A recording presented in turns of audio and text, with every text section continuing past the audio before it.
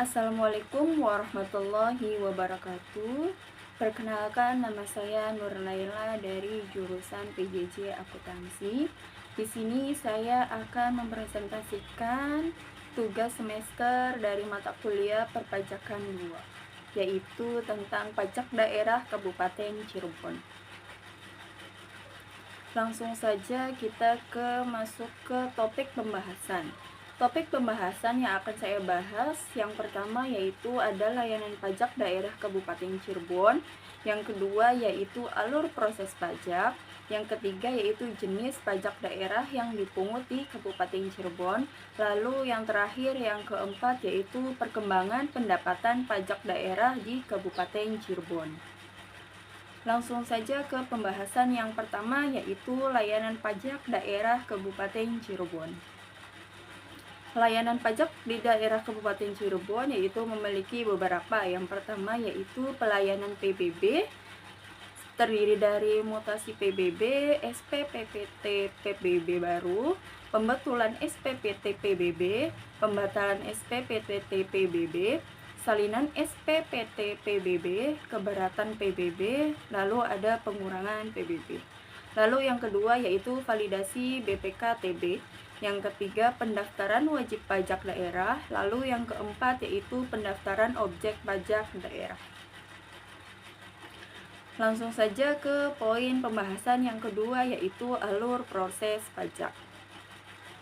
Yang pertama ada alur proses pajak mutasi PBB. Yang pertama yaitu berkas masuk ke loker pelayanan. Yang kedua, bila berkas tidak lengkap maka dikembalikan ke wajib pajak. Bila berkas lengkap maka langsung diberikan tanda terima berkas.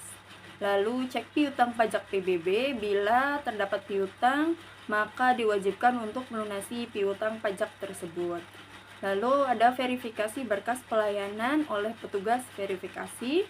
Setelah diverifikasi kemudian ditandatangan oleh Kasubid dan Kepala Bidang.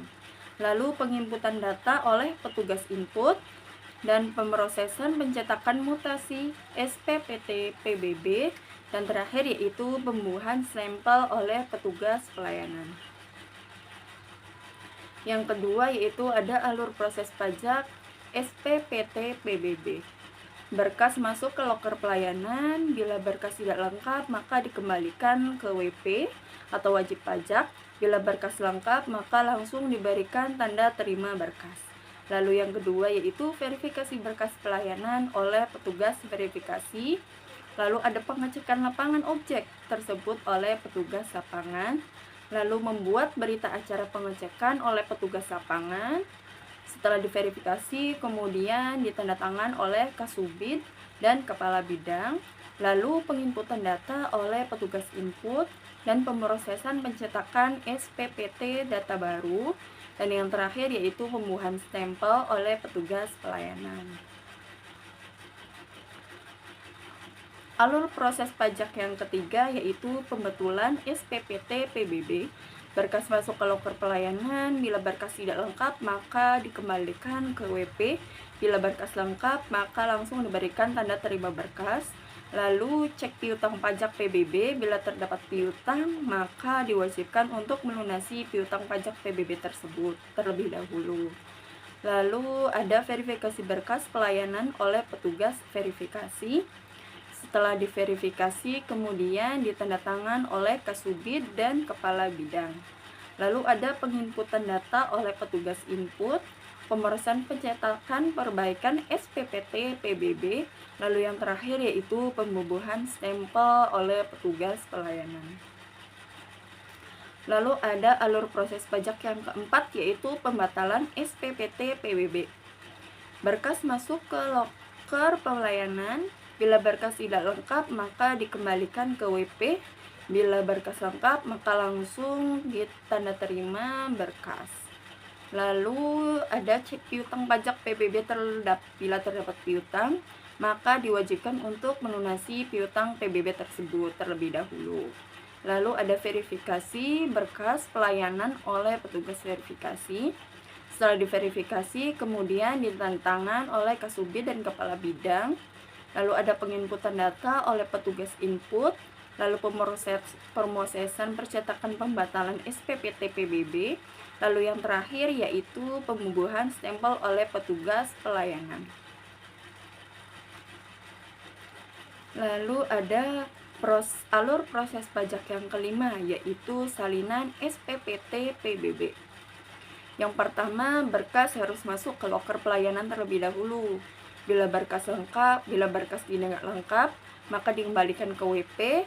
Namun apabila berkas lengkap, maka langsung diberikan tanda terima berkas.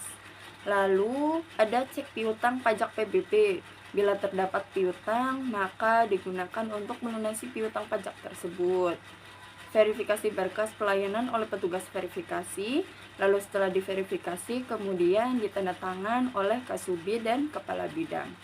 Lalu ada penginputan data petugas oleh petugas input. Lalu pemrosesan pencetakan salinan SPPT PBB, dan yang terakhir yaitu pembubuhan stempel oleh petugas pelayanan. Lalu yang kelima yaitu keberatan PBB. Berkas masuk ke loker pelayanan. Bila berkas tidak lengkap, maka dikembalikan ke WP. Apabila berkas lengkap, maka langsung diberikan tanda terima berkas. Lalu ada cek piutang pajak PBB. Bila terdapat piutang, maka diwajibkan untuk melunasi piutang pajak PBB tersebut. Verifikasi berkas pelayanan oleh petugas verifikasi. Lalu ada pembahasan terkait keberatan PBB bersama Kepala Badan. Dan juga ada verifikasi lapangan oleh petugas verifikasi lapangan. Lalu pembuatan berita acara keberatan PBB. Lalu pembuatan SK keberatan PBB. Penginputan data oleh petugas input. Dan pemrosesan pencetakan SPPT keberatan PBB. Lalu yang terakhir yaitu pembuahan stempel oleh petugas pelayanan. Lalu alur proses pajak pelayanan yang keenam yaitu pengurangan PBB. Berkas masuk terlebih dahulu ke loker pelayanan. Bila berkas tidak lengkap, maka akan dikembalikan ke wajib pajak. Namun bila berkas lengkap, maka langsung diberikan tanda terima berkas. Lalu ada cek piutang PPB. Bila terdapat piutang, maka diwajibkan untuk melunasi piutang pajak PBB tersebut. Lalu ada verifikasi berkas pelayanan oleh petugas verifikasi. Lalu pembahasan terkait pengurangan PBB bersama Kepala Badan. Lalu pembuatan berita acara pengurangan PBB, pembuatan SK pengurangan PBB, dan penginputan data oleh petugas input. Lalu pemrosesan pencetakan SPPT keberatan PBB. Dan yang terakhir yaitu pembubuhan stempel oleh petugas pelayanan. Lalu yang ketujuh yaitu ada validasi BPHT. Berkas masuk ke loker pelayanan, lalu pendaftaran berkas divalidasi dan persyaratan. Penelitian berkas pengajuan validasi, verifikasi berkas pengajuan validasi. Lalu yang ke-8 yaitu pendaftaran wajib pajak daerah. Berkas masuk ke loker pelayanan, lalu verifikasi kelengkapan berkas persyaratan. Lalu yang terakhir yaitu pemrosesan pendaftaran wajib pajak daerah. Lalu yang ke-9 yaitu ada proses pelayanan pendaftaran objek pajak daerah. Yang pertama yaitu berkas harus masuk ke loker pelayanan, lalu diverifikasi oleh kelengkapan berkas persyaratan, lalu pemrosesan pendaftaran objek pajak daerah ke sistem SIMPAD. Lalu kita masuk ke poin ketiga yaitu jenis pajak yang dipungut di Kabupaten Cirebon.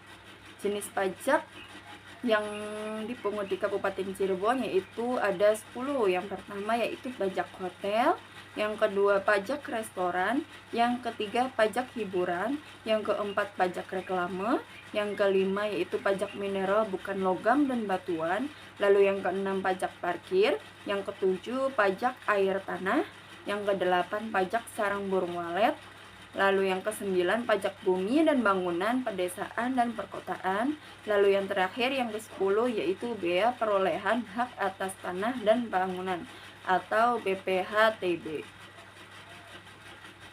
Lalu kita masuk ke poin yang keempat. yaitu perkembangan pendapatan pajak daerah Kabupaten Cirebon. Ini yaitu perkembangan pendapatan pajak daerah Kabupaten Cirebon dari tahun 2019 sampai 2020. Pendapatan pajak daerah di tahun 2019 yaitu senilai Rp213 miliar, 572.238.616 rupiah. Lalu di tahun 2020 mengalami peningkatan sampai Rp233.610.292.769 Lalu di 2021 juga mengalami peningkatan sampai di Rp263.533.751.571 Lalu di tahun 2022 yaitu mencapai Rp382.449.838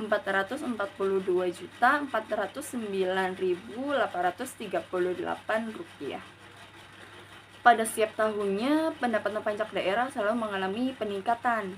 Dari tahun 2019 sampai 2020 mengalami kenaikan sebesar 4,70%. Lalu di tahun 2020 hingga 2021 mengalami kenaikan 17,64%. Dan kenaikan dari tahun 2021 ke tahun 2022 mengalami kenaikan sebesar 17,25%. Dari tiap tahunnya mengalami peningkatan dari tahun 2019 sampai 2022. Cukup sekian presentasi dari saya, kurang lebihnya mohon maaf. Wassalamualaikum warahmatullahi wabarakatuh.